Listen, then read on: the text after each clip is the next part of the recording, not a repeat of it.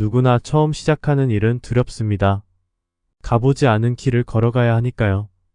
그때 힘이 되어주는 분이 계신다면 그 길을 걸을 때 조금은 두려움을 내려놓을 수 있습니다. 내가 걸어보지 못한 길을 걷는 두려움은 어쩌면 외로움 때문일 수도 있습니다. 혼자 걸어간다고 생각하니 두려운 거니까요.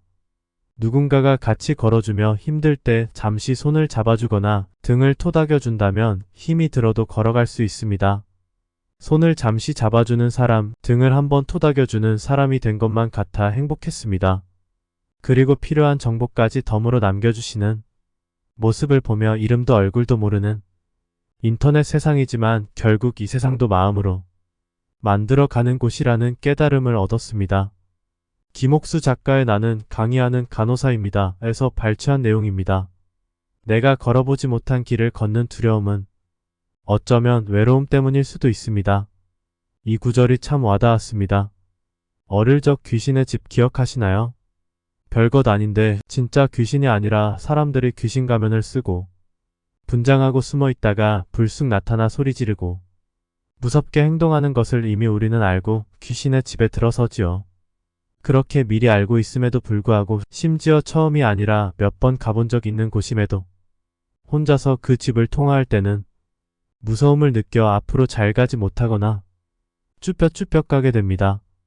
그런데 자기 앞이나 옆에 혹은 뒤에 누군가 단 한 명만 있어도 그 무서움과 두려움은 훨씬 줄어들지요. 가보지 않은 길을 처음 들어설 때, 어떠한 일을 처음 시작할 때 대부분 두려움을 느낍니다. 무슨 일이 기다리고 있을지, 어떤 일이 내게 닥칠지, 내가 잘 해낼 수 있을지, 중간에 낙오가 되진 않을지 등 경험치가 없으니 다양한 상상과 소설을 쓰며 두려움과 불안감이 증폭됩니다. 어쩌면 자연스러운 현상일 수 있습니다. 그런데 이때 내 곁 힘이 되어주는 존재가 단 한 명만이라도 있다면 그 두려움은 훨씬 줄어듭니다. 그 존재는 나와 같은 곳을 향해 걸어가는 동지일 수도 있습니다.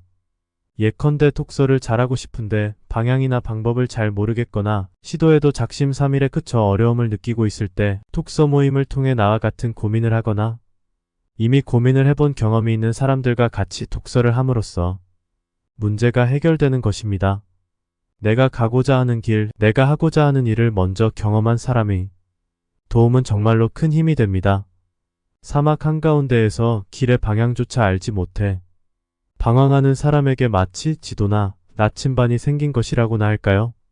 먼저 경험하신 분이 손을 내밀어주거나 등을 토닥여주는 것은 마치 유비가 제갈량을 얻은 것, 여포가 척토마를 얻은 것과 같이 천군만마를 얻은 기분일 것입니다. 그분의 한마디 한마디가 곁에 있다는 존재감만으로도 새로운 길의 한 걸음을 떼는데 큰 원동력이 될 수 있습니다. 멘토가 있으신 분은 아마 멘토에게 이러한 생각과 느낌을 받으실 겁니다. 블로그를 하며 많이 느낍니다.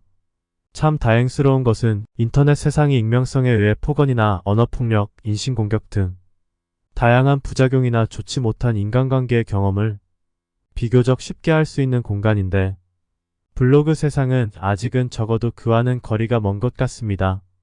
블로그를 하고 있다는 전제가 글과 사람에 대한 존중의 마음을 이미 다 가지고 계신 상태라 그런 것 같습니다. 다양한 분들의 경험담과 조언들이 블로그와 글쓰기, 삶에 대한 고민, 다양한 시도들을 할 때 직간접적으로 도움이 많이 됩니다. 그래서 외롭지가 않습니다. 저와 결이 비슷한, 생각과 가치관이 비슷한, 제가 하고자 하는 것들을 이미 하고 계신 분들의 경험이나 이야기를 글을 통해 댓글 등의 소통을 통해 알 수 있습니다. 이는 정말 큰 힘이 됩니다. 저도 제가 경험했던 것, 앞으로 할 경험들을 주위 사람들에게 나누어주고 그들이 힘들거나 도움이 필요할 때 손을 내밀어주고 응원해주고 격려해주고 싶습니다. 방식은 다양하겠지요. 나 혼자만 가려 하지 말고 주위도 챙기며 갑시다. 그것은 결국 내게도 도움이 됩니다. 혼자 가면 빨리 갈 수 있지만 함께 같이 가면 멀리 갈 수 있습니다. 글 쓰는 수의사 투더문이었습니다. 여러분이 꾸준히 글을 쓰면 좋겠습니다. 나아가 책을 쓰면 좋겠습니다. 쓰는 사람이 되세요. 쓰는 삶은 누적 축적되는 복리의 삶입니다. 같이 함께 멀리 갑시다.